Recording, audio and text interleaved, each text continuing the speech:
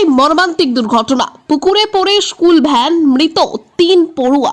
সোমবার হাওড়ার উলুবেড়িয়া এলাকায় ঘটে গেল একটি হৃদয় বিদারক ঘটনা।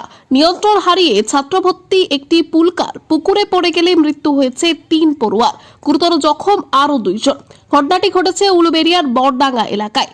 স্কুল থেকে বাড়ি ফেরার পথে দ্রুত গতিতে একটি বাঁক নিতে গিয়ে গাড়িটি নিয়ন্ত্রণ হারিয়ে সোজা পুকুরে পড়ে যায়।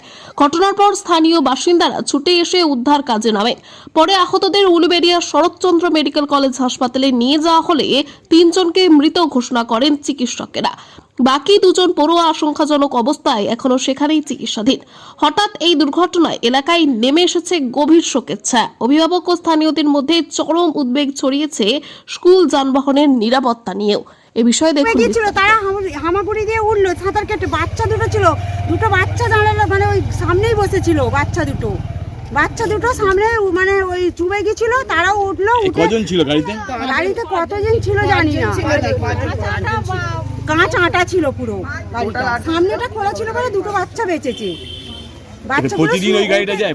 প্রতিদিনই যায় গাড়িটা। কতগুলো নিয়ে যায় জানি না আমি, মোটামুটি দেখে মনে হয় অনেকগুলোই থাকে, 8-10 জন থাকে, 8-10 জনের মতো থাকে।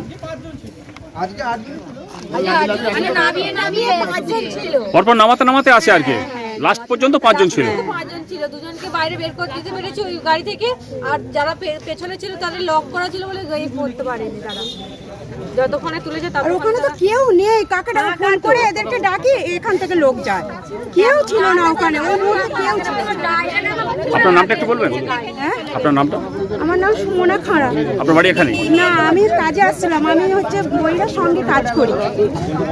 ধন্যবাদ। আপনার নাম? আমার নাম টগরিকা ফুলকাই। এখানেই বাড়ি? আমরা বইয়ের সঙ্গে কাজ করি, দিদি আসছিল আমাদের, আমরা খবর পেতে কাজ করি আমরা। ধন্যবাদ।